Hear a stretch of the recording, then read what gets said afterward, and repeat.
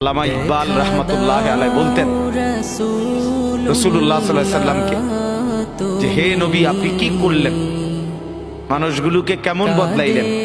जो ना थे खुद राह पर और लाखों के हादी बन गए, क्या नजर थी जिसने मर्दू को मसीहा कर दिया। যে হে মুহাম্মদ সাল্লাল্লাহু আলাইহি ওয়াসাল্লাম, আপনি কি করলেন, যে মানুষগুলো নিজেরাই পথ হারা ছিল, जो ना थे खुद राह पर, যারা ছিল না নিজেরাই রাস্তার উপরে, আলো চিনত না, আখিরাত চিনত না, আল্লাহ চিনত না, আজকে সময়ের ব্যবধানে তারাই হয়ে গেছে লক্ষ মানুষের পথ প্রদর্শক। এই গতদিন যারা পথ চিনত না, আজ তারা পথ দেখায়।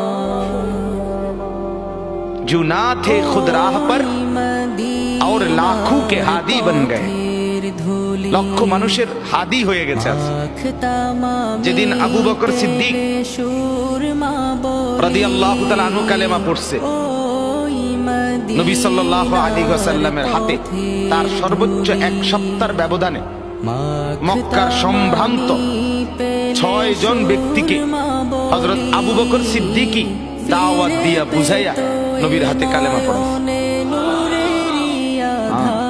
হযরত উসমান আবু বকরের দাওয়াতে কালেমা পড়ছে, হযরত আব্দুর রহমান ইবনে আউফ আবু বকর সিদ্দিকের দাওয়াতে কালেমা পড়ছে, হযরত তালহা আবু বকর সিদ্দিকের দাওয়াতে কালেমা পড়ছে, হযরত জুবাইর ইবনুল আওয়াম আবু বকর সিদ্দিকের দাওয়াতে কালেমা পড়ছে, হযরত সাদ ইবনে আবি ওয়াক্কাস আবু বকর সিদ্দিকের দাওয়াতে কালেমা পড়ছে।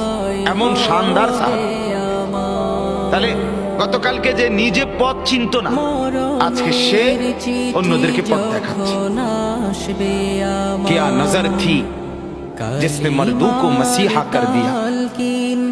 আল্লামা ইকবাল বলে, হায় নবী, কি নজর আপনার, আপনার চোখের কি পাওয়ার, সেই চোখের দৃষ্টি ফেললেন যার উপরে, সে এখন যাকে ছোঁয়, যার দিকে দেখে, তাকে সুস্থ বানায় বলে, ইমানদার বানায়। এজন্য বাপ, এটা ফিকির দরকার, বোঝা দরকার। কোরআনুল কারীম পরিবর্তনের জন্য, জিন্দেগি নড়াচড়া